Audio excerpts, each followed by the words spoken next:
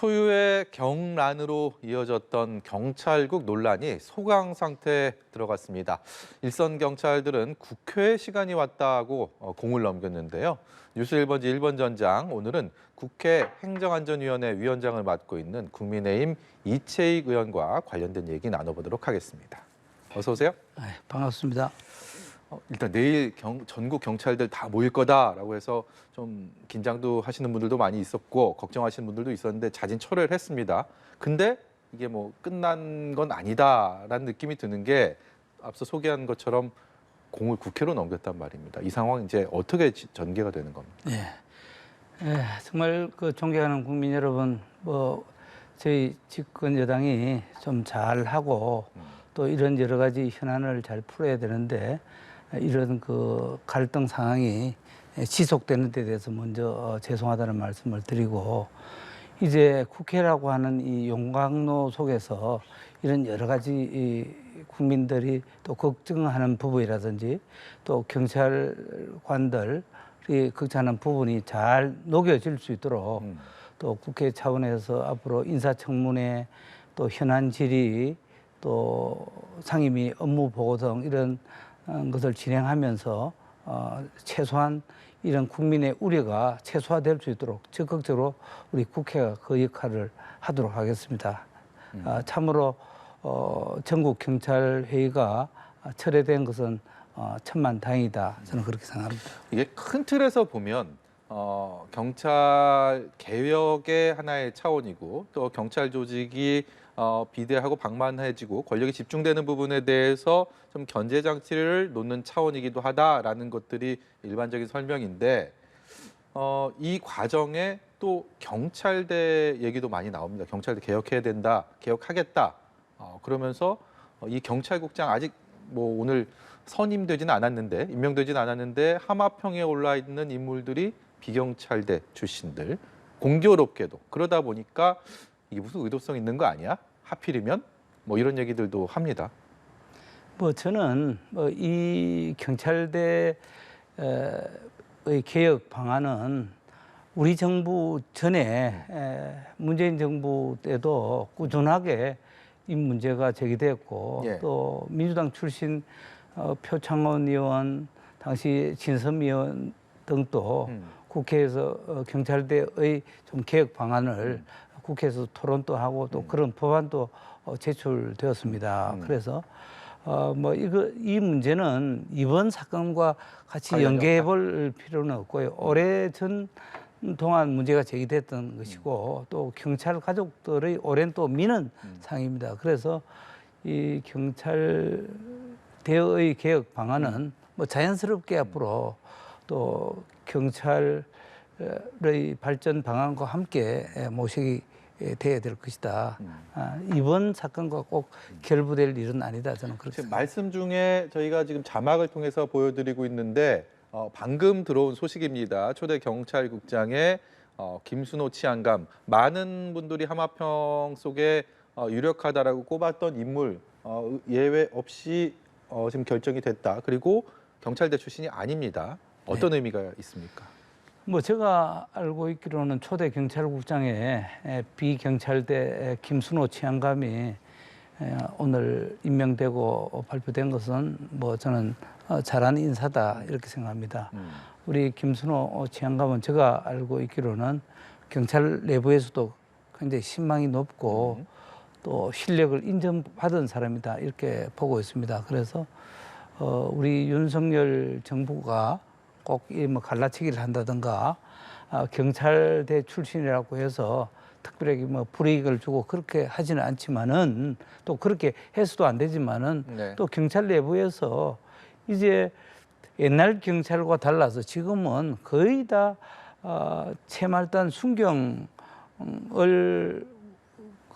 임용을 자기가 할래 해도 경쟁률이 굉장히 치열합니다. 그렇죠. 그리고 거의 4년제 대학을 다 졸업한 우수한 자원들이 이제 경찰에 입문하기 때문에 경찰대를 나왔다고 해서 오직 특혜 특전을 받는 것은 공정한 사회를 지향하는 우리 정부와도 조금 배치되는 문제다. 그렇게 해서 이런 부분은 앞으로 좀 발전적으로 여러 대안이 마련될 것으로 저는 그렇게 이해하고 있습니다. 예. 예, 근데 이 경찰대 나오면 초급 간부인 경위로 임용이 되지 않습니까? 예. 근데 지금 그것이 반드시 옳진 않다라는 것이 이제 경찰대 개혁의 하나의 큰 줄기 중에로 볼 수가 있는데 문제는 뭐 사관학교 나와도 초급 간부인 소위로 임관이 되고 그리고 뭐 고시 패스하면 고위공무원으로 임명되지 않습니까? 이런 것과의 형평성 얘기도 있잖아요.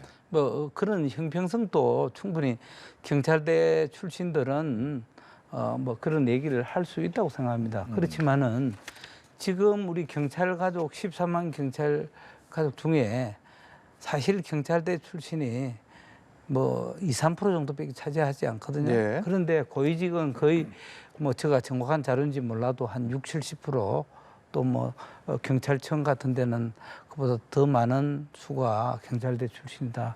이런 부분은 뭐 국민들도 문제를 지적하지만은 경찰 가족들 또 일부 지금 경찰대학 출신들도 이제는 경찰대의 좀 바람직한 개혁 방안이 이제는 공론화되고 또 마련돼야 할 시점이다 하는 부분에 대해서 굉장히 공감을 하고 있는 것 같습니다. 그래서 예. 이 부분도 이번 이상민 행안부 장관의 여러 가지 개혁 방안 중에 한 줄기로 한 가닥으로 이렇게 진행되고 있는 것으로 압니다만은 예. 충분히 의견 수렴해서 잘 진행이 되고 또 국회 차원에서도 이런 부분에 적극적으로 뒷받침하고 또 여론을 만들고 또 토론도 하고 그렇게 할 생각입니다.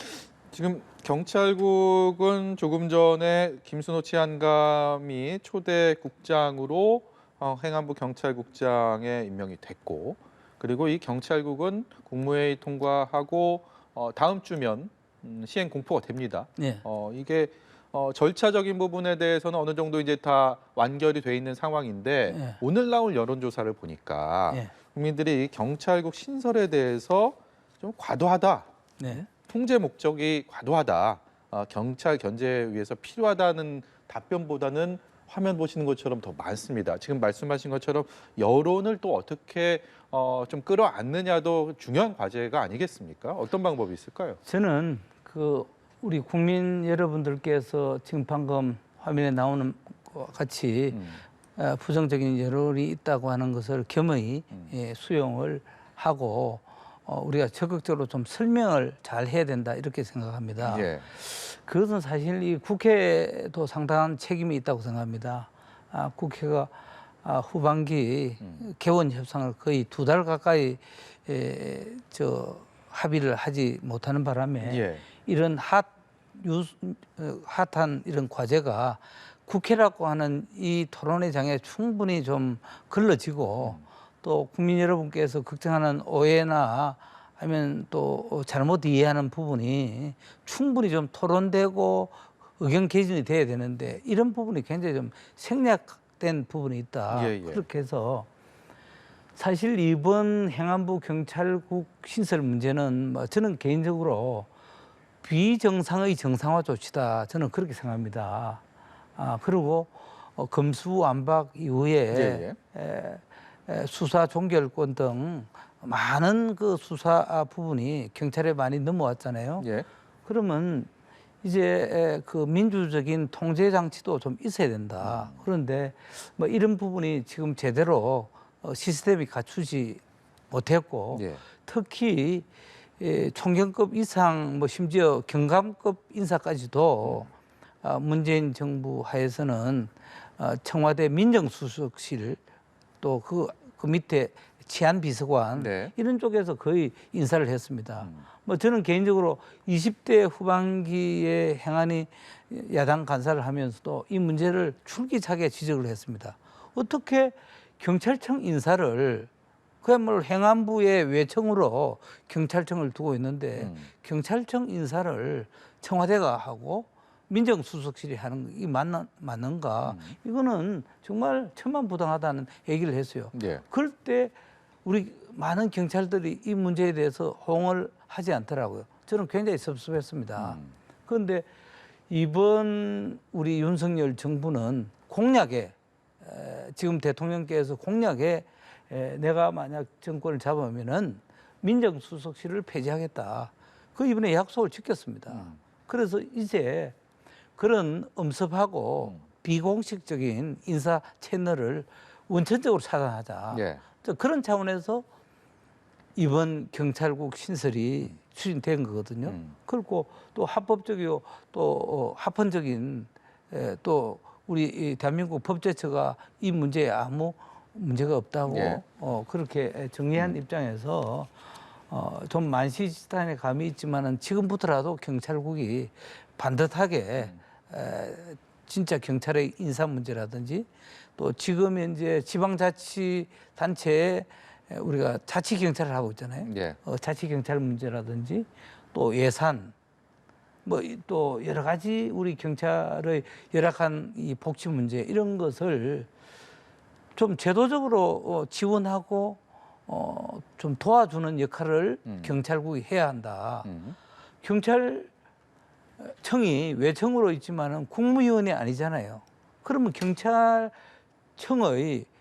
그 권익을 대변해 줄 수 있는 부처가 있어야 되고 예. 또 그 부처 안에 공식적인 조직이 있어야 되는데 민주적인 통제가 필요하다. 뭐 이 말씀이시잖아요. 예. 그렇죠? 예. 그래서 지금 좀 늦었지만은 바로 되고 또 정상 궤도로 올라가야 되고 국민 여러분께서 걱정하는 부분은 철저히 국회에서 따지고 또 점검하고 해서 경찰국이 정상 궤도에 안착이 될 수 있도록 예. 국회 차원에서 적극적인 지원을 아끼지 않겠습니다. 이 제도적인 측면에서 보면 민주당은 입법을 했어야 된다라는 주장 그리고 거기에 대한 논거들을 얘기하고 있고 국민의힘에서는 시행령을 통한 추진도 문제가 없다라는 얘기를 하고 있습니다. 이런 절차적인 부분 이제 차치하고 제가 좀 정치적으로 질문을 좀 드리면 네. 지금 말씀 중에도 언급하셨는데 문재인 정부와 민주당에서는 검수완박이라는 이른바 이 법안을 통해서 검찰의